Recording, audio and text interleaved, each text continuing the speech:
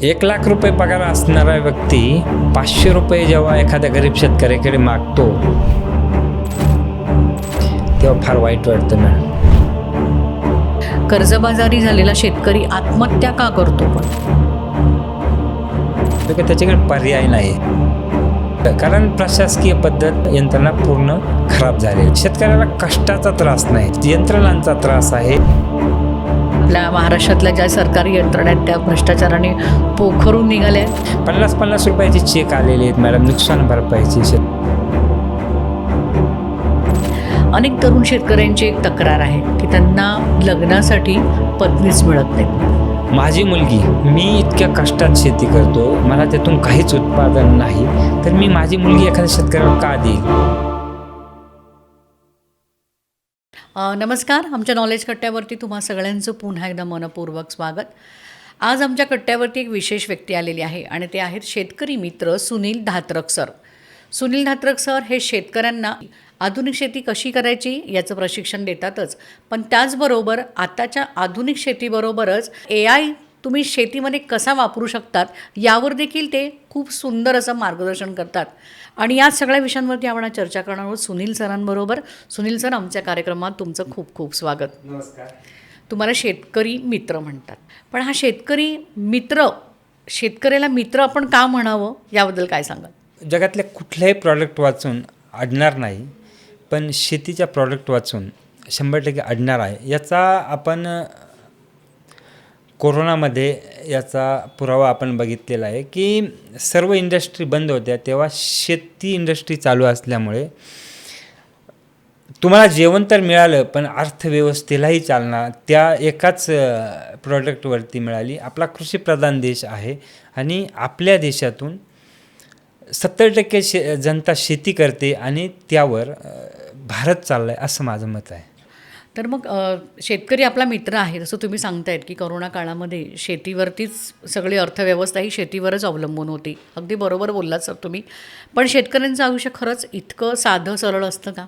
शेतकरी होणं सोपंच आहे असं आपण म्हणू शकतो, कारण शेतकऱ्याला कष्ट करायचे आहे आणि त्याचं उत्पादन काढून त्याला विकून पैसे घ्यायचे आहे, हे इथपर्यंत एकदम सरळ आहे.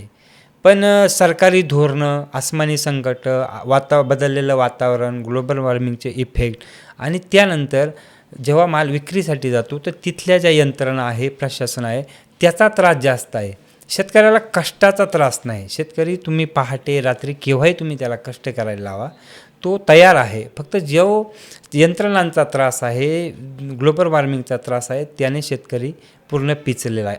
आजच्या घडीचा शेतकरी तरी पूर्ण त्याला पिचला गेलेला आहे. त्यामुळे ग्लोबल वॉर्मिंगचा शेतीवरती नक्की काय परिणाम होतो आहे? पूर्वी कसं होतं मॅडम की नक्षत्रानुसार पाऊस पडायचा आणि समजा पंचांगामध्ये लिहिलेलं असायचं की ह्या तारखेला पाऊस पडणार आहे. आज इतकं प्रगत तंत्रज्ञान झालं आहे, सायन्सने अनेक हवामान तज्ज्ञ निर्माण झालेत, पण ग्लोबल वॉर्मिंगमुळे इतकं झालं की उद्या पडणारा पाऊस आज कळत नाही किंवा आज पडणारा पाऊस किती MM पडणार आहे तो कळत नाही. पूर्वी पूर्ण सीझनमध्ये 100 मिलीमीटर पडणारा पाऊस आज एका रात्रीत पडतो आणि पुन्हा 2 महिने गॅप देतो. हा 100% ग्लोबल वॉर्मिंगचाच इफेक्ट आहे. आणि त्यामुळे काय झालं आहे की शेतीचं जे नियोजन करणं फार अवघड झालं. शेतीचं याच्यामध्ये खूप नुकसान होतं. आता म्हणजे आपण बघितलं की नोव्हेंबर महिन्यामध्ये देखील खूप पाऊस आला, त्याच्यामध्ये पण म्हणजे शेतामध्ये पावसाचं पाणी साचल्याने शेतपिकं वाया गेली. अशा वेळी आपल्या महाराष्ट्रात जो शेतकरी आहे तो प्रामुख्याने खूप कर्जबाजारी आधीच असतोच, झालेलाच आहे तो. अवकाळी पाऊस म्हणा किंवा आणखीन इतर नैसर्गिक ज्या आपत्ती येतात त्याच्यामध्ये शेतकऱ्याला नक्की कोणत्या प्रकारच्या नुकसानाला सामोरं जावं लागतं? अवकाळी पावसामध्ये 100% नुकसान होतं. त्यामध्ये किती टक्के झालं किंवा कुठलं नुकसान झालं हे आपण असं क्रायटेरिया ठेवू शकत नाही. एकदा आसमानी पाऊस बरसल्यानंतर त्याचं 100% नुकसान जातं आणि होतं. आणि आजची शेती अशी आहे की पूर्णतः व्यावसायिक झालेली आहे. ती फक्त कष्टापुरती राहिलेली नसून फार भांडवलाची शेती झालेली आहे. आणि त्या भांडवलाच्या शेतीचं एकदा नुकसान झाल्यानंतर शेतकरी अजून कर्जबाजारी होतो, कारण एकमेव शेती हे क्षेत्र असं आहे की पूर्ण भांडवल आपण ऊन वारा पावसात मोकळ्यात फेकतो आणि त्याचं 3 महिने आपण वाट बघतो. ते 3 महिन्यामध्ये जर कुठलंही नुकसान झालं तर पूर्ण लावलेलं भांडवल खराब होऊन जातं. अगदी बरोबर. म्हणजे कुठलंही पीक यायला, शेतामध्ये कुठलंही पीक यायला 3 महिन्याचा अवधी असतो. हो, आणि ते पूर्ण भांडवल आपण बरोबर आहे. त्याच्यावरती खर्च केलेलं वातावरणाच्या भरोश्यावर टाकलेलं आहे. म्हणजे सगळं निसर्ग देवतेवरच निसर्ग अवलंबून असतं. निसर्गाच्या भरोश्यावर टाकलं. महाराष्ट्रामध्ये शेतकरी ज्यावेळी अशा काही गोष्टी घडतात, अशा काही कॅलॅमिटीज होतात, नैसर्गिक आपत्ती येतात, कर्जबाजारी झालेला शेतकरी आत्महत्या का करतो पण? शेती, आज जो शेतकरी शेती करतोय तो एकच कारणाने शेती करतोय की त्याच्याकडे पर्याय नाही आहे. ज्याच्याकडे पर्याय नाही तो शेती करतो, ज्याला पर्याय मिळाला तो शेतीतून बाहेर गेला आहे. आणि मग जो पर्याय नसलेला व्यक्ती शेती करतो त्याच्याकडे प्लॅन बी प्लॅन सीचा प्रश्नच उद्भवत नाही. तो पूर्णपणे शेतीवर अवलंबून आहे. त्या शेती करता त्याने बऱ्याच बँकांची, सावकारांची कर्ज घेतलेली आहे. आणि ज्यावेळी शेती फेल जाते, त्यातून उत्पन्न निघत नाही, तेव्हा त्याला बँका म्हणा किंवा त्रयस्थ व्यक्तीकडून जो त्रास होतो, मानसिक त्रास होतो, त्यामुळे त्याला आत्महत्येशिवाय दुसरा पर्याय नसतो. पूर्वीच्या काळी म्हणजे प्रामुख्याने काय असायचं की दुबार शेती घेतली जायची अनेक शेतांमध्ये. आताचा शेतकरी आपल्या महाराष्ट्रामध्ये विशेष करून दुबार शेती घेण्याचा विचार का करत नाही? दुबार तशी 3 वेळाही शेती केली जाते मॅडम. शेतीचा इश्यू हा नाही की उत्पादन त्याला निघत नाही आहे. प्रश्न हा आहे की त्याला उत्पादनाला बाजार मिळत नाही, त्याचं विकलं जात नाही आहे. त्याने एकदा केली काय, दुसऱ्यांदा केली काय, तिसऱ्यांदा केली काय. शेतीतून उत्पादन वाढलेलं नक्कीच आहे, पण त्याला विक्रीला व्यवस्था तेवढी नाही. म्हणजे आपल्या महाराष्ट्रात म्हणताय तुम्ही की पूर्ण देशभरामध्ये? भारतातच आपण म्हणूया पण किंवा काय- महाराष्ट्रातलं काय झालं, महाराष्ट्रामध्ये आधुनिक शेती केली जाते, उत्पादन खूप निघतंय, त्या प्रमाणात बाजारपेठा उपलब्ध नाही आहे. कारण काय म्हणजे असं असेल? उत्पादनच वाढलं ना मॅडम, कारण आपल्याकडे कृषीप्रधान देशात 70% जनता शेती करते. जे शहराकडे राहतात त्यांचे नातेवाईक गावाकडे आहेत, तर तोही त्यांना पुरवठा केला जातो. तर 70% जर शेतीच पिकवणारे तर खाणारे 30% किती घेणार? त्याकरता कुठलाही भाजीपाला किंवा कुठलंही उत्पादन एक्सपोर्ट होणं फार गरजेचं आहे. म्हणजे आपल्या देशाच्या कानाकोपऱ्यात म्हणा किंवा परदेशामध्ये जाणं, तर ते मार्केट वाढेल म्हणजे हो. तर त्यांना मोठी बाजारपेठ मिळेल. उत्पादन निघत नाही हा प्रश्नच नाही. अच्छा, उत्पादनं निघतात. आपल्या महाराष्ट्रामध्ये प्रामुख्याने कुठली कुठली पिकं म्हणजे घेतली जातात इथल्या हवामानाप्रमाणे? भाजीपाला आपल्याकडे जास्त घेतला जातो, तसं मग कडधान्य पिकंही घेतली जातात. म्हणजे पंजाबचा कसा गहू प्रसिद्ध आहे, पंजाब म्हटलं की गहू, बरोबर आहे. महाराष्ट्राचं आपलं कुठलं पीक असं आहे की जे प्रसिद्ध आहे, की तसं महाराष्ट्राची ओळख महाराष्ट्राला आहे? देशाचा कॅलिफोर्नियाच म्हटलं पाहिजे, कारण महाराष्ट्रामध्ये सर्व प्रकारची शेती केलीच जाते. फळांचीही शेती मोठ्या प्रमाणावर महाराष्ट्रात होते आणि भाजीपाला तर 100% आपल्याकडे होतो. इवन म्हणजे काश्मीरमध्ये पिकणारा सफरचंदसुद्धा महाराष्ट्रात घ्यायला सुरुवात झाली आहे. त्यामुळे नाशिक म्हणा किंवा महाराष्ट्र म्हणा, हा देशाचा कॅलिफोर्निया झालेला आहे की सर्व प्रकारची शेती इथे केली जाते. फक्त त्याला बाजारपेठ उत्पन्न तेवढी निर्माण हवी करणं तशी नाही, मिळत नाही. नाहीये. Yes, yes. पण याच्यामध्ये म्हणजे काय सरकारी धोरणं कमी पडतात की सरकारची इच्छा कमी पडते? सरकारची इच्छा कमी पडत नाही, धोरणंही कमी पडत नाही. ते चुकीच्या गोष्टीवर लक्ष देत आहे. कारण सरकार उत्पन्न वाढीसाठी सर्व प्रकारची सहाय्यता करत आहे. मी त्या गोष्टीला मान्य करतो की ड्रीपसाठी, बऱ्याच गोष्टीसाठी, यांत्रिकीकरणासाठी सरकार अनुदान देतं आहे. शेतकऱ्यांचं उत्पन्न वाढीसाठी सरकार अनुदान देतं आहे. पण का उत्पन्न वाढवायचं आहे? हे तेच विकत नाही मॅडम, हे तेच फेकून दिलं जाते. तर का आपल्याला उत्पादन वाढवायचं आहे?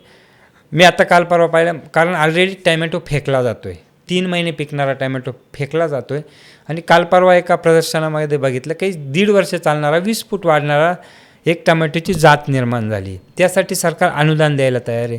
पण का? तो 3 महिन्याचा जर फेकला जातो, तुम्ही का अट्टहास आहे की अजून उत्पादन वाढवण्याचा? सरकारचं धोरण हे विक्रीसाठी पाहिजे. कारण उत्पादन वाढवणं, पूर्वापारात आम्ही शेती करत आलो आहे, आम्ही ऑलरेडी शिकलो आहे उत्पादन कसं काढायचं. तुम्ही फक्त विकायचं कुठं कसं हे शिकवा. त्यासाठी तुम्ही विदेशात बाजारपेठा तयार करा, देशात बाजारपेठा तयार करा. सरकारने उत्पादन वाढण्यासाठी भर कमी दिला पाहिजे, असं माझं मत आहे. पण मग याची म्हणजे कारणं काय आहेत? पण यामागची कारणं काय असतील की तुम्हाला बाजारपेठा का, आंतरराष्ट्रीय बाजारपेठा तुमच्यासाठी खुल्या का केल्या जात नाही आहेत? काय म्हणजे आंतरराष्ट्रीय बाजारपेठा खुल्या आहे असं कागदोपत्री तर आहे की तुम्ही प्रत्यक्षात नाही, तितक्या प्रमाणात नाही आहे. कारण बाय रोड जो खर्च एक्सपोर्ट होतो त्याला आंतरराष्ट्रीय समजा आपण भारत पाकिस्तानसारखी युद्धाचे कारणं आहेत की ज्यामुळे तो बाय रोड जाऊ शकत नाही आणि बाय प्लेन तो इतका महाग जातो, इतका कॉस्टली जातो की तो शेतकऱ्यांना किंवा कुठल्याच व्यापाऱ्याला परवडत नाही. तर त्याकरता सरकारने भर दिला पाहिजे की बाहेर देशात तुमचा कुठलंही शेती उत्पादन आहे हे इझिली कमी खर्चामध्ये पोचलं पाहिजे. यासाठी सरकारने माझं मत जास्त भर दिला पाहिजे, उत्पादन वाढीसाठी भर कमी दिला पाहिजे. तुम्ही आता सांगितलं की आपल्याकडे देशामध्ये 70% जनता ही शेतकरीच आहे, बरोबर आहे. त्यामुळे माल बनवायचा कोणी, उगवायचा कोणी, पिकवायचा कोण आहे आणि विकायचा कोणी. कोणाला, हा प्रश्न पडतो. पण आपण टी व्हीवरती अनेक वेळा बघतो किंवा सोशल मीडियावर बघतो, जेव्हा खूप पाऊस होतो किंवा पीक जसं तुम्ही म्हणता की खूप ओव्हर पीक झालं, खूप जास्तचं पीक आलं, तर अशा वेळी त्याला बाजारभाव मिळत नाही. तर अनेक शेतकरी आपल्या शेतामध्ये आग लावताना दिसतात, त्यांचे व्हिडिओ असतात. काही वेळा त्या शेतामध्ये ते नांगर चालवतात त्या पिकांवरती, कारण त्यांना खरेदी करणारच कोणी सापडत नाही आहे.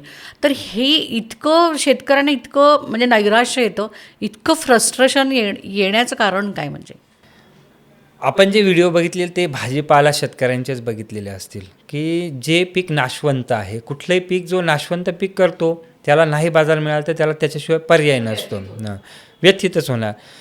बाजार कडधान्य किंवा तेलबिया, कापूस, ऊस यासारखं पीक आहे, तो शेतकरी शक्यतो अशा प्रकारे फ्रस्ट्रेट होताना दिसत नाही.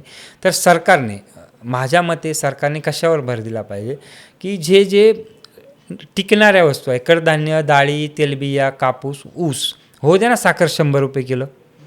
अर्धा देश मधुमेहामध्ये आहे, साखर कुणालाच खायची नाही, तर ही साखर 40 रुपयेच पाहिजे हा अट्टहास का?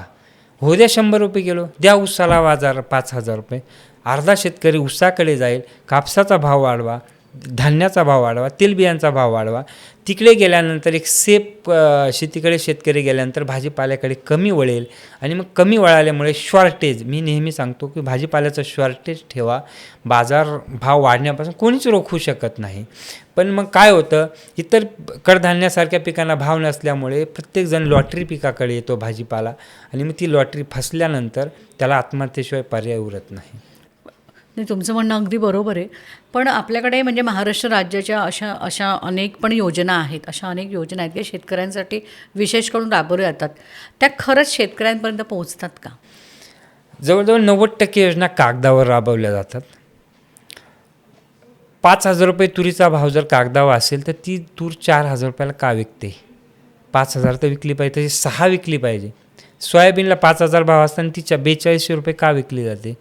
ती कागदावरच विकली जाते. ज्या योजना आहेत त्यात जास्तीत जास्त फायदा व्यापाऱ्यांचा होतो, जे माल थांबवून ठेवतात त्यांच्या. म्हणजे आडत्यांचं त्यांचं काय काम असतं? प्रामुख्याने असं त्यांच्याकडे मॅडम स्टोरेज करता मोठी जागा असते, अच्छा. त्यांच्याकडे खेळतं भांडवल असतं, ते आज घेतलेला माल 6 महिन्यांनी विकू म्हणजे शकतात. तुमच्याकडनं शेतकऱ्यांकडनं तुम्हाला विकत घेतात हां आणि ते त्यांच्या स्टोअरमध्ये ठेवतात. हो, आणि मग ते त्यांना हव्या त्या किमतीत तो बाहेर विकतात, तुमच्याकडनं एका कमी किमतीत विकत घेतात आणि चढ्या दराने बाजारामध्ये विकतात, बरोबर? बरोबर. शेतकऱ्याचं काय होतं, जेव्हा उत्पन्न निघतं त्याच्या आधीच त्याने कुठून तरी उधारीवर पैसे घेतलेले असतात आणि ते पीक निघाल्याबरोबर त्याला द्यायचे असतात किंवा ज्याच्याकडून घेतले तो मागणी करतो. त्यामुळे शेतकरी मिळेल त्या भावात ते पीक विकून टाकतो आणि त्यानंतर तो आडत्या घेतो. त्याच्याकडे पैसा आहे, साठवण्याकरता जागा आहे, वेळ आहे, त्याच्यामुळे त्याच्याकडे वेळ आहे आणि तो जेव्हा भाव मिळेल तेव्हा विकू शकतो. शेतकऱ्याकडे तो पर्याय नाही. शेतकऱ्यांचं नुकसान होतं त्यामध्ये. हो. आणि मेन म्हणजे MSP म्हणतात त्याला, त्याच्या कमी दरामध्ये जेव्हा माल विकला जातो त्यामुळे यंत्रणा का लक्ष देत नाही त्यावर? यंत्रणांनी तिकडे लक्ष दिलं पाहिजे. म्हणजे सरकारचा सर्व जो फोकस आहे तो उत्पादन वाढीवर आहे, विक्रीवर कुठलाही नाही, हे मी वेळोवेळी सांगेल. याबद्दल कधी शेतकऱ्यांनी काही म्हणजे अशा तक्रारी करून वगैरे सरकारकडे दिलेल्या आहेत? तक्रारी केल्या आहेत सरकारकडे? मॅडम, इतका मोठा देश आहे, इतका मोठा महाराष्ट्र आहे, म्हणजे मी सतत फिरून 10% जर फिरू शकलो नाही तर 5 वर्षाकरता आलेला एखादा मुख्यमंत्री किंवा उपमुख्यमंत्री किंवा देशाचा पंतप्रधान तो फिरू शकत नाही. शेतकऱ्यांचे प्रश्न त्याला ज्या यंत्रणा देतात त्यावर तो ठरवतो आणि यंत्रणा भ्रष्टाचार आहे. जो पैसे देईल त्याचं नुकसान दाखवलं जातं आणि जो पैसे नाही देऊ शकत नाही त्याचं नुकसान दाखवलं जात नाही. म्हणजे आता इव्हन मागे जो आता या अतिवृष्टीच्या ज्या नुकसान भरपाई आली त्यामध्ये ज्याचं खरंच नुकसान झालं त्याला मिळालंच नाही, ज्याचं नुकसान नाही त्याला 30,000 रुपये आले, वरून बियाण्याचेही पैसे आले. तर हा भ्रष्टाचार आहे. जरी कुठल्याही देशाचा नेता त्याने कितीही प्रामाणिक प्रयत्न केले की मी देशाच्या शेतकऱ्यांचं जर राहणीमान सुधारवेल, तर खालील यंत्रणांनी तेवढ्या प्रामाणिकपणे प्रयत्न केले पाहिजे, तेवढ्या प्रामाणिकपणे रिपोर्ट दिले पाहिजे. ज्याचं नुकसान नाही त्याला तुमचं नुकसान नाही झालेलं हे सांगण्याची ताकद ठेवली पाहिजे. त्याचं खरंच गावातून एकाचं नुकसान झालेलं आहे त्याला त्या दिवशी जे 1,00,000 मिळणार आहे ते पूर्ण गावाला जर दिले तर ते 10,000 रुपये येणार आहे का 2,000 रुपये येणार आहे. 50,000 रुपयाचे चेक आलेले आहेत मॅडम नुकसान भरपाईचे शेतकऱ्यांना. एका हेक्टरी म्हणजे माझ्या माहितीप्रमाणे आम्ही जे ऐकतो किंवा जे वाचतो त्यानुसार सरकारकडनं जेव्हा म्हणजे असं नुकसानग्रस्त शेतकऱ्यांना मदत दिली जाते तर ती हेक्टरप्रमाणे दिली जाते का? घोषणा हेक्टरप्रमाणे होते, पण मग त्याचा एक ठराविक रक्कम ठरवली जाते की 5,000 कोटी रुपये की 2,000 कोटी. तर ती नंतर किती शेतकऱ्यांनी अर्ज केले त्यानुसार त्यांना डिवाईड केली जाते. ती कधी 50 रुपये पण आलेली अनेक शेतकऱ्यांना अनुभव आले आणि त्या 50 रुपयाकरता शेतकऱ्यांनी 500 रुपयाचे कागदपत्र 500 रुपयाचं पेट्रोल जाळलेलं असतं. मग ह्याची तक्रार कधी तुम्ही केली नाहीत का? म्हणजे सरकार दरबारी शेतकऱ्यांचे पण जे तुमच्याकडे जे प्रतिनिधित्व करतात शेतीचं वगैरे त्यांनी कधी मुख्यमंत्र्यांकडे, कारण मला वाटतं की सरकार ह्याच्यावरती नक्कीच म्हणजे विचार करू शकतं. जर अशा पद्धतीने भ्रष्टाचारामुळे शेतकऱ्यांपर्यंत सरकारी मदत पोहोचत नसेल तर यंत्रणांवरती म्हणजे जरब सरकारची असायलाच हवी. तक्रार त्यांच्याकडेच करायची की ज्यांनी भ्रष्टाचार केला आहे. म्हणजे तुम्हाला असं म्हणायचं आहे की आपल्या महाराष्ट्रातल्या ज्या सरकारी यंत्रणा आहेत त्या भ्रष्टाचाराने पोखरून निघाल्या आहेत? 100%. त्यामुळे खरंच जे म्हणजे गरजू आहेत किंवा शेतकरी जे पीडित शेतकरी म्हणा किंवा नुकसानग्रस्त शेतकरी आहेत त्यांच्यापर्यंत खरी मदत पोहोचतच नाही, ती फक्त कागदोपत्री असते. 1,00,000 रुपये पगार असणारा व्यक्ती 500 रुपये जेव्हा एखाद्या गरीब शेतकऱ्याकडे मागतो तेव्हा फार वाईट वाटतं मॅडम. कारण काय करायचं आहे त्या व्यक्तीला पैसा हेच माहीत नाही. तुम्ही एखादा अधिकारी असेलही प्रामाणिक, पण तो त्या व्यवस्थेमध्ये गेल्यानंतर त्याला दिलं जात नाही, त्याच्यामुळे त्यालाही नाईलाजाने त्या प्रवाहात वाहत जावं लागतं. तुम्हाला पैसे कमी ज्यानं दिले त्याच्याकडेच तक्रार करायची आहे, त्यामुळे तुम्ही तक्रार कोणाकडे करणार? कंपन्यानेच शेतकऱ्याला अशी पद्धत, कारण प्रशासकीय यंत्रणा पूर्ण खराब झालेल्या आहेत. आज वेगवेगळ्या स्तरावरती आधुनिक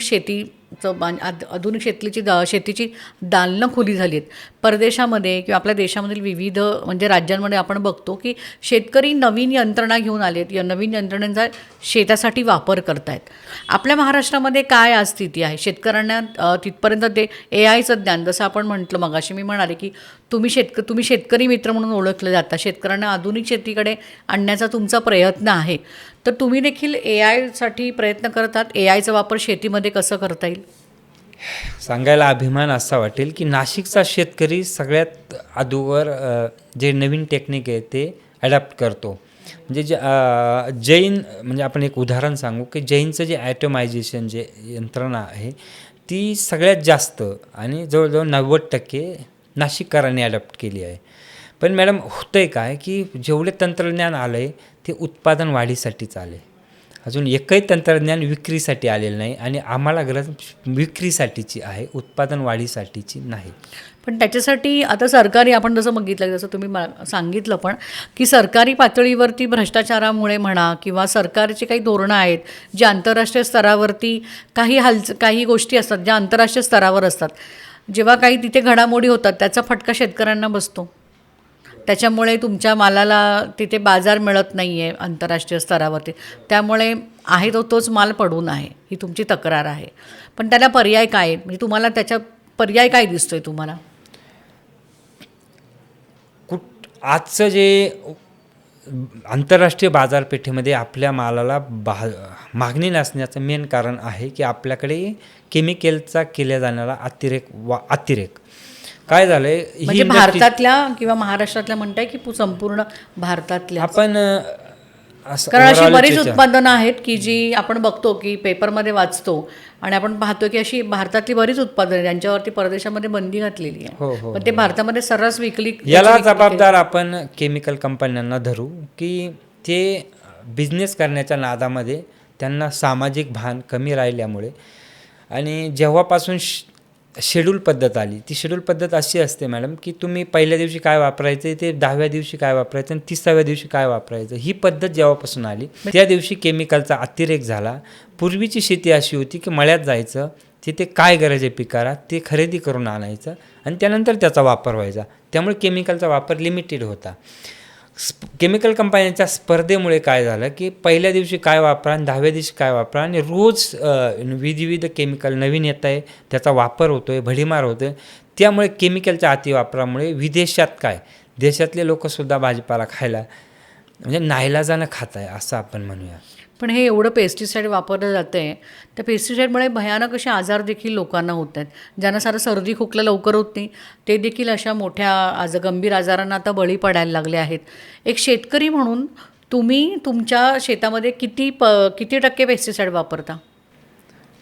याला जबाबदार आपण थोडं ग्राहकांना धरू. ग्राहकांना चकाकी असलेला भाजीपाला हवा आहे, कीड रोग नसलेला भाजीपाला हवा आहे. म्हणजे इव्हन तुम्ही एक द्राक्षावर थोडा वरखडा असला तुम्ही नको आहे तुम्हाला तर मग तुम्हाला जर फ्रेश पाहिजे तजेलदार पाहिजे एकदम गुळगुळीत मोत्यासारखा चमकणारा पाहिजे तर त्याला एकमेव पर्याय केमिकल आहे. केमिकल वापराशिवाय ते शक्य नाही. मग तो तुमच्यासाठी चांगलं बनवण्याच्या नादात शेतकरी जास्त केमिकल वापरतो आणि ते तुमच्यासाठीच हानिकारक आहे. ज्यावेळेस तुमची मानसिकता अशी असेल की भाजीपाला मला किडकाही चालेल थोडा लो क्वालिटीही चालेल पण मला विदाऊट केमिकल पाहिजे त्याला बाजारपेठ उपलब्ध होईल तेव्हा कुठेतरी शेतकरी केमिकलचा वापर कमी करेल. कारण सुंदर पाहिजे असेल तर केमिकलशिवाय पर्याय नाही. म्हणजे जेव्हा आपल्याला आम्ही जेव्हा भाजी घ्यायला जातो त्यावेळी ती भाजी जर अशी फ्रेश दिसली हिरवीगार दिसली टवटवीत वाटली असं वाटलं की आत्ताच मळ्यातनं तोडून आली तर आम्ही ती लगेच घेतो प्रामुख्याने. बरोबर आहे. म्हणजे ते प्रत्यक्षात ती काही ताजी वगैरे काही नसते केमिकलमुळे त्याच्यामध्ये तो ताजेपणा दिसत असतो आपल्याला. जसं तुम्ही आता फळांचं उदाहरण दिलं तुम्ही द्राक्षाचं आता उदाहरण दिलं. टपोरी द्राक्ष हिरवीगार टपोरी द्राक्ष त्याला बाजारामध्ये पण मोठी मागणी आहे तर ती खायची की नाही मग आम्ही? पर्याय नाही तुमच्याकडे पर्याय नाही. पण प्रामुख्याने आता आपण ओळखायचं कसं म्हणजे की ह्याच्यावरती जास्त पेस्टिसाईड वापरलेलं आहे आपण ही घेऊ नये आणि कोणती घ्यावी? नाही अशी ओळखलीच जातील असं काही नाही. पण मग तुम्ही म्हणजे विकत जेव्हा तुम्ही घेणार की कुठल्या तरी आजही बरेच शेतकरी प्रयोग करतात कुठेतरी यूट्यूबवर पाहून कुठेतरी की केमिकल विरहित शेती करतात. त्यात काय होतं इल्ड कमी येतं उत्पादन कमी निघतं. जिथे 50 कॅरेट निघायचे तिथे 2 कॅरेट निघतात. मग त्याला त्या प्रमाणात भाव मिळणार नाही. मग तो 1-2 वर्ष ती प्रकार करून मागणार आणि शेवटी केमिकलकडे येणार. तर ग्राहकांनी किंवा सरकारने त्याकरता विशेष प्रयत्न केले पाहिजे की लोक केमिकल विरहितकडे जातात. पण समजा केमिकल टाकलं नाही एखाद्या पिकावरती तर ते पीक खरंच म्हणजे टिकत नाही का? ते नाही असं नसतं. केमिकल 50% आणि 100% असा एक यूज होतो. 0 केमिकल कुठेच असू शकत नाही. आणि आमच्या वडिलांनी केमिकल वापरले आम्ही वापरतो आमचे मुलंही आता केमिकल वापरणार आहे. पण त्याचं प्रमाण किती 100वरून 70वर येणार 50वर येणार 30वर येणार याला वेळ जाणार. याच्यासाठी शेतकऱ्यांना काही प्रशिक्षण देण्याची गरज आहे? शेतकऱ्यांना प्रशिक्षण देण्याची गरज नाही. ग्राहकांनी त्या प्रमाणात शेतकऱ्याला वाव दिला पाहिजे की तुझं केमिकल विरहित कुठले धान्य असो भाजीपाला असो आम्ही घेऊ त्याकरता आम्ही जास्त पैसे द्यायला तयार आहोत. त्यावेळेस शेतकरी ॲटोमॅटिक तिकडे जाणार. पण हे ऑर्गॅनिक जसं म्हणजे थोडक्यात आपण आता ऑर्गॅनिक या विषयावरती आला ऑर्गॅनिक फूडवरती. ऑर्गॅनिकची जी फूड आहेत ती तिपटीने महाग असतात. म्हणजे समजा आता आपण साधं उदाहरण घेऊया कोबी घेतली आपण साधी समजा कोबी घेतली 20 रुपये किलो असेल समजा 20 रुपये किलो असेल तीच जर मी ऑर्गॅनिककडे वळले तर ऑर्गॅनिक कोबीसाठी मला 50 रुपये द्यावे लागतात. माणसं त्या 30 एक्स्ट्रा वरतून देणार 30 रुपयाचा विचार करतात असं आहे. हा साधारण म्हणजे सामान्य व्यक्तींचा विषय आहे. तर मग अशा वेळी जर आपल्याला माहिती आहे शेतकऱ्याला जर ही गोष्ट माहिती आहे की ती ऑर्गॅनिक शेती हीच माणसाच्या आरोग्यासाठी उपयुक्त आहे तर अशा वेळी मग ते ऑर्गॅनिक शेतीचे भाव ऑर्गॅनिक उत्पादनाचे भाव का नाही कमी करत? मग ती लुटमार नाही का शेतकऱ्यांकडून? कुठलाही भाजीपाला विक्रीसाठी 1% शेतकरी येतो, बाकी तुम्हाला जो विक्री केला जातो तो माल तो कुठल्या तरी त्रयस्था मार्फत येतो. शेतकऱ्याकडे एवढा वेळच नाही की त्याने उत्पादित केलेला माल डायरेक्ट ग्राहकापर्यंत घेऊन येणे किंवा कुठल्या तरी बाजारामध्ये स्वतः शेतकरी घेऊन आलेला माल ग्राहक घेतातच की नाही हा मोठा प्रश्न आहे. कारण स्वतः घेऊन आलेला माल तो कमी क्वालिटीचा असणार, 90% तसंच असणार.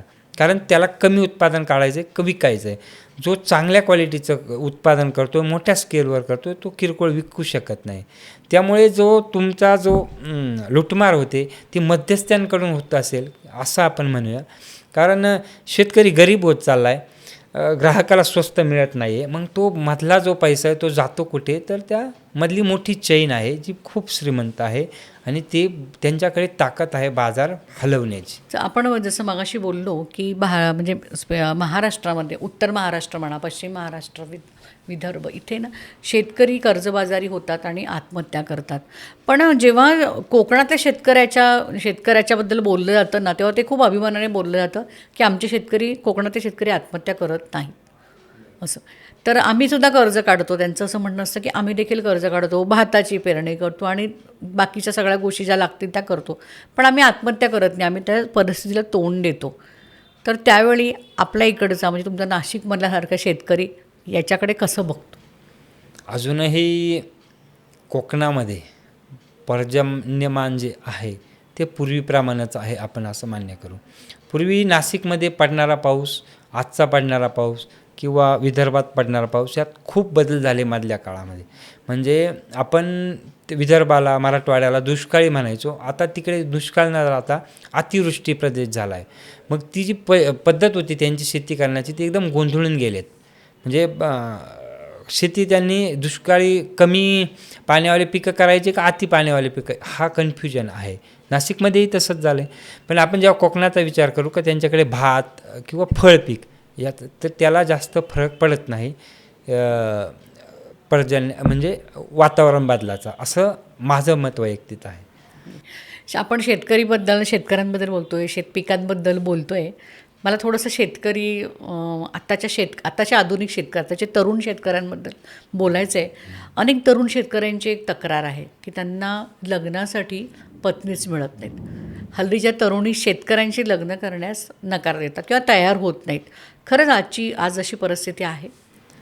माझी मुलगी, मी इतक्या कष्टात शेती करतो आहे, मला त्यातून काहीच उत्पादन नाही, तर मी माझी मुलगी एखाद्या शेतकऱ्याला का देईल? माझ्या बायकोसारखे तिचे हाल होऊ नयेत ही कुठल्याही बापाची अपेक्षा असते. म्हणून आणि कुठलाच तरुण स्वतःहून शेतीमध्ये पडत नाही. तो शिक्षण घेतो, नोकरीसाठी प्रयत्न करतो, उद्योगधंद्यासाठी प्रयत्न करतो आणि तिथे जेव्हा तो फेल जातो तेव्हा तो शेतीकडे वळतो. आणि अशा पर्याय नाही म्हणून शेती करणाऱ्या मुलाला मुलगी मिळणे फारच अवघड आहे. पण यावर काय मग शेतकरी तुमची संघटना काय याच्यावरती काम करते की नाही आहे? असं म्हटलं तर मग कोणी शेतकरी शेतीकडे वळणार नाही. आजची परिस्थिती 99% अशीच आहे की कुठलाच मुलगा शेतीकडे यायला तयार नाही. कारण आपण पुन्हा म्हणतोय की नवीन शेतकरी येतो, तो कुठलं तरी नवीन तंत्रज्ञान वापरतो, त्यानंतर खूप उत्पादन घेतो.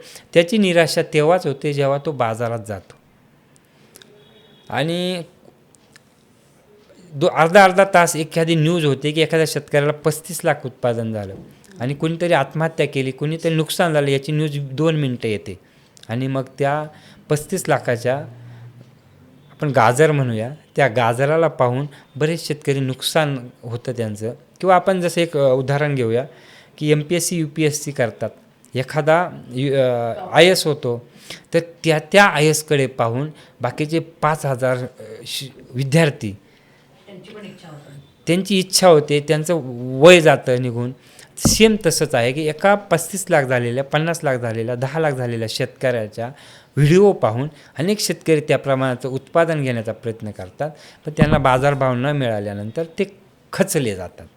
तर मेन मुद्दा आहे बाजारपेठेचा. उत्पादन निघतं आहे, त्याला बाजारपेठ मिळत नाही, त्याला भाव मिळत नाही आणि तिथे निराशा पदरी येते. पण तोपर्यंत बराच पैसा खर्च झालेला असतो. म्हणून हा फार मोठा शेतकऱ्याबद्दलचा विषय झालेला आहे की उत्पादनाला भाव मिळत नाही. म्हणजे उत्पादनाला भाव मिळत नाही आहे, लग्नासाठी मुलगी मिळत नाही, अशा बऱ्याच प्रपंचातून आता शेतकऱ्यांना जावं लागत आहे. मग आजच्या तरुण पिढीने नवीन टेक्निक वापरून, जसं आपण AIचं म्हटलं, तर AIचा वापर करून देखील याच्यावरती काही उपाययोजना करण्यात येतील का? आता सोशल मीडिया आहे, तुमचा माल तुम्ही डायरेक्ट परदेशात देखील विकू शकता. त्याच्यासाठी तुम्हाला काही सरकारचं काही जे असेल, जी काही परमिशन असेल ती घ्यावी लागत असेल, काय जे असेल ती प्रक्रियेतून जावं लागतं. इतका मग आपला महाराष्ट्रात इतका आपला महाराष्ट्रातला शेतकरी केव्हा प्रगल्भ होणार? त्याला ह्याचं सगळं शिक्षण देण्यासाठी, ह्याच्यासाठी त्याला तयार करण्यासाठी आपले शेतकरी संघटना काही करतायत का? तुमच्याकडनं तुम्ही काय प्रयत्न करता? आमच्याकडून तर प्रयत्न असे आहेत की म्हणजे माझं ब्रीदवाक्यच आहे की तुमचा भाजीपाल्याचं किंवा कुठल्याही माझं शॉर्टेज असल्याशिवाय तुम्हाला बाजार मिळूच शकत नाही. मॅडम, बाजार कोणीच वाढवत नाही, कुठलीच कुणाच्याच हातात नाही. मंदी करणे, तेजी करणे हे सर्व आवक आणि मागणी आणि पुरवठा याच्यावर अवलंबून आहे. तर शेतकऱ्या उत्पादन करतो तर आपली आवक कमी असली पाहिजे आणि मागणी तर ती काही कमी जास्त होत नाही. आणि सरकारचं काम असं आहे की तुम्ही मागणी वाढवा, मग ती परदेशातून वाढवा, कुठून वाढवा, हा सरकारचा इश्यू आहे. सरकार जे प्रयत्न करतं आहे, शेतकऱ्यांसाठी सरकार प्रयत्न करतं आहे, पैसाही देतं आहे, याबद्दल दुमत नाही. पण सरकार फोकस जास्त करतं आहे की उत्पादन वाढीवर, ना ज्याची गरज आहे, कारण तेच उत्पादन विकलं जात नाही. आणि अजून एक मुद्दा आहे की फुकट दिलं जाणारं धान्य, हा फार मोठा इश्यू झालेला आहे की सरकार कुठून पैसा लावतं ते माहीत नाही. पण एका कुटुंबाला 15 दिवस पुरेल, कमीत कमी 15 दिवस पुरेल एवढं धान्य फुकट देतं सरकार. 15 दिवसासाठी काय लोक खरेदी करणार? तर हा खूप मोठा इश्यू आहे. आणि जर एक्सपोर्टचा विषय आला तर जेवढ्याचा एक्सपोर्ट करायचा नाही तेवढे सरकारी यंत्रणांकडे हेलपाटे मारावे लागतात. त्यामुळे बरेच लोक आहे त्या व्यापाऱ्याला माल देऊन मोकळे होतात. म्हणजे आहे त्याच्यामध्येच राहणं, मग तसंच चालू राहतं. कमी म्हणजे किमतीत विकून ते जे मिळेल त्याच्यामध्ये समाधान मांडतात. पण म्हणूनच मी तुम्हाला विचारलं की ह्याच्यासाठी तुमची संघटना तुमचं शेतकरीसाठी तुम्ही जे काम करतायत, तर तुम्ही कशा पद्धतीने त्यांना गाईड करता, कसं काय सांगतात? मी तर काय सांगतो शेतकरी बांधवांनी की तुमच्याकडे 5 एकर शेती असेल तर तुम्ही 5 प्रकारची पिकं केली पाहिजे. कारण जेवढी शेती आहे तेवढी एकाच पिकाकडे न वळता 5 प्रकारची पिकं करा. त्यामध्ये काही कडधान्य ठेवा, काही तेलबिया ठेवा आणि भाजीपाला पण ठेवा, पण तो इतकाच ठेवा. कारण तुम्ही भाजीपाला शेती करतात म्हणजे तुम्ही ते एका लॉटरीचं तिकीट घेताय, मग ती 3 महिन्यांनी लागेल किंवा फेल जाईल. भाजीपाला पीक हे पूर्णतः लॉटरी आहे. त्यामुळे तुम्ही एक प्लॅन बी असा ठेवा की तुमच्याकडे धान्य असलं पाहिजे, तुमच्याकडे तेलबिया असल्या पाहिजे किंवा जे टिकणारी वस्तू टिकणारं उत्पादन तुमच्याकडे पाहिजे. भाजीपाला हा 100% लॉटरीचा भाग आहे. आणि तुम्ही त्याकडे जातात तेव्हा माझ्या मते तुम्ही त्या लॉटरीला तयार आहात. त्यामुळे तुम्हाला अधिकार नसतो की मला भाव मिळाला नाही, माझं नुकसान झालं. तुम्ही स्वतःहून त्या भवऱ्यामध्ये फसलेला. म्हणजे आपण एकच पीक न घेता वेगवेगळे जर पीक घेतलं तर आपल्याला उत्पन्नाचे पण देखील अनेक पर्याय निर्माण होतात. बरोबर आहे. किंवा प्रक्रिया होऊ शकणारे उद्योग असे म्हणजे उदाहरणार्थ कांदा लसूण सारखे जे टिकणारे आणि त्याच्यावर प्रक्रिया होती अशा पिकांकडे वळलं पाहिजे. म्हणजे असं वेगळं अजून थोडं वेगळ्या मार्गाने देखील. पण मग काय होतं आपल्याकडे मॅडम की पट्टा तयार झाला, हा पट्टा टॅमॅटोच लावतो, तो कांदाच लावतो, तो ऊसच लावतो. त्यामुळे बऱ्याच शेतकऱ्यांचं नुकसान होतं. कारण त्या गावामध्ये मग आसपासची बाजारपेठ तुमच्यासाठी थांबून जाते. तर तुम्ही 5 प्रकारचे पिकं, आता नाशिकमध्ये जे शक्य नाही, पण मी जेव्हा बुलढाणा जळगाव तिकडे गेलो तर इकडनं भाजीपाला तिकडे जातो आहे, तिकडचा विकत नाही आहे. तर त्याकरता प्रत्येकाने आपल्या शेतीचे 5 प्रकार केले पाहिजे. 5 भाग करून वेगवेगळे पिकं लावले तर थोडीफार दिलासा मिळेल. 100% नाही. दिलासा 100% तेव्हाच मिळेल की आपल्या उत्पादनाला, भारतातील उत्पादनाला परदेशात मोठी बाजारपेठ उपलब्ध होईल. त्यासाठी केमिकल कंपन्यांनी, पेस्टिसाईड कंपन्यांनी पुढाकार घेतला पाहिजे. नुसता बिझनेस न करता एक मानवीय भाव ठेवून शेड्यूल म्हणा किंवा आपल्या त्यांच्या उत्पादनाची नुसती जाहिरात न करता त्यांचे नफे तोटे पण शेतकऱ्यांना समजून सांगितले पाहिजे. आणि खूप मागील 2-4-10 वर्षापासून जे भारत पाकिस्तानचे बिघडलेले संबंध आहेत, त्यातून जो आखाती देशात जो माल जात होता तो पूर्णपणे बंद झाल्यामुळे अजून नुकसान झालेलं आहे. कारण त्या 10 वर्षात तिकडे उत्पादन वाढलं आणि एक बाजारपेठ बंद झाली. त्यामुळे बऱ्याच प्रकारचं नुकसान, खूप मोठ्या प्रकारचं नुकसान शेतकऱ्यांचं झालेलं आहे. म्हणजे ही अनेक कारणं आहेत त्याच्यामागे. हो, खूप कारणं आहेत.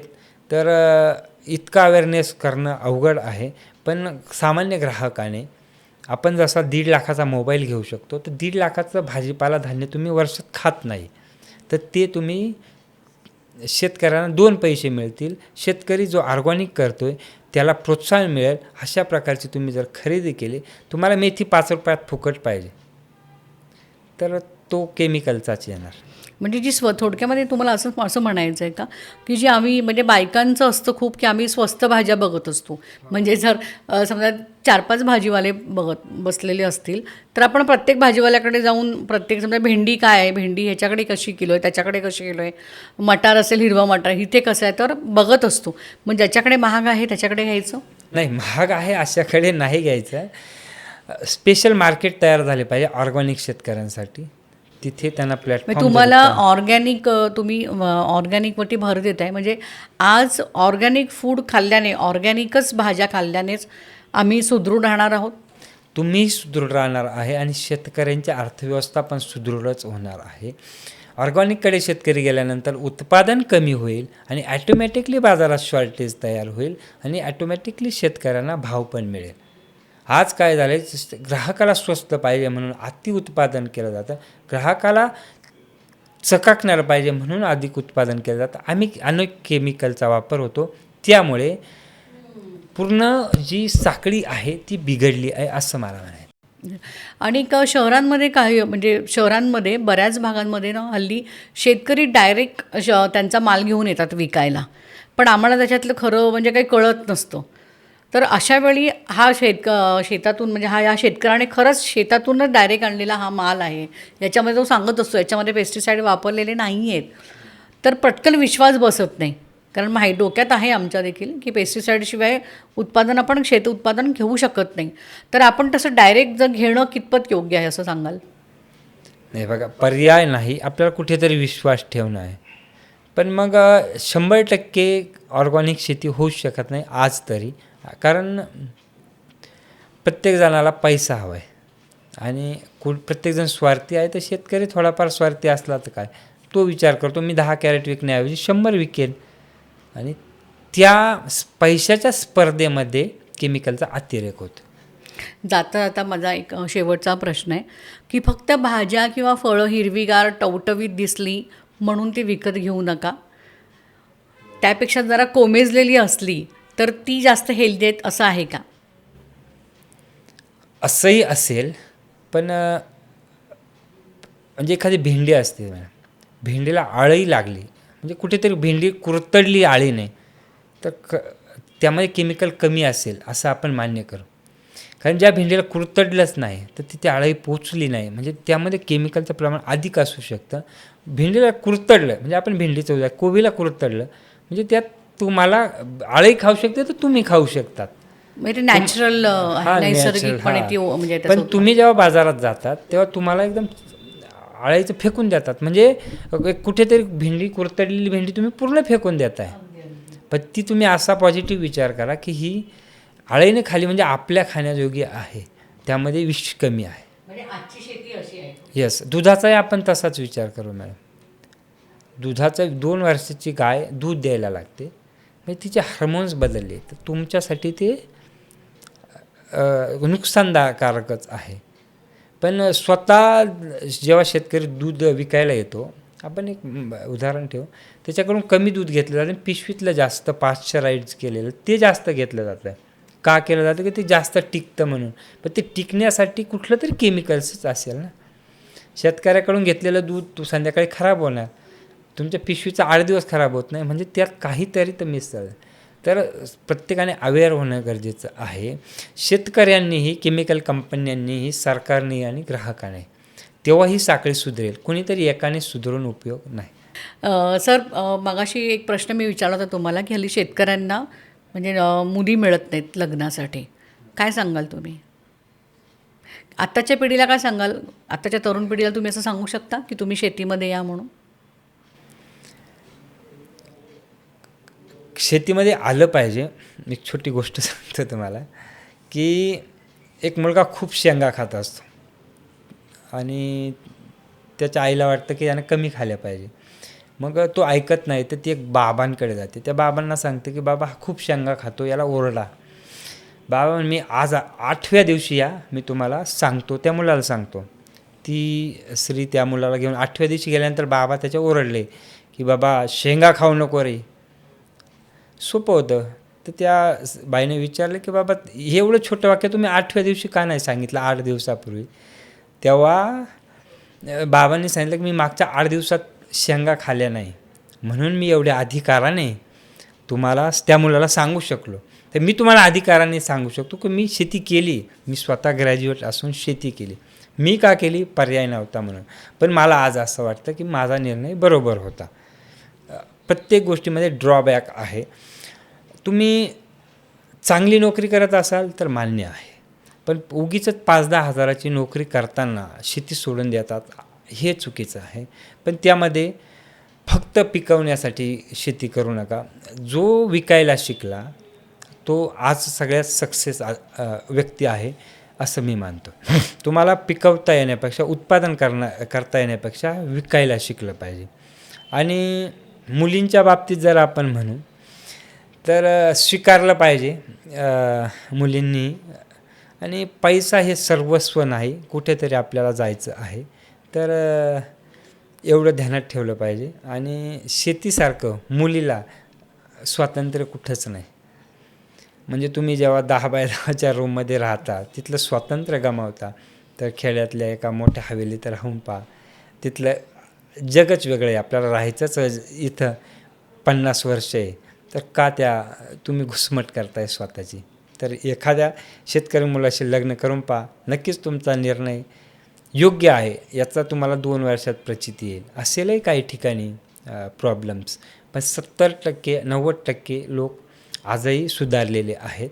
तर विचार केला पाहिजे. मुलीच्या आईचा मेन प्रॉब्लेम आहे की मुलगी कुणाला द्यायची. तर एकदा शेतकरी मुलाला तुम्ही मुलगी देऊन बघा, पण त्यामध्ये चौकशी करा, असं माझं नाही मत. 35 वर्षाची मुलगी होईपर्यंत थांबतात फक्त नोकरीवाल्यासाठी, तर ही फार मोठी शोकांतिका आहे. सुनील सर, आज तुम्ही आमच्या स्टुडिओमध्ये आलात आणि तुम्ही शेतीविषयक समस्या, सरकारी धोरणं आणि त्याच्यावरती कोणत्या उपाययोजनांची गरज आहे यावरती खूप छान असं आमच्या प्रेक्षकांना तुम्ही मार्गदर्शन दिलेलं आहे. त्याबद्दल तुमचे खूप खूप आभार. धन्यवाद. धन्यवाद.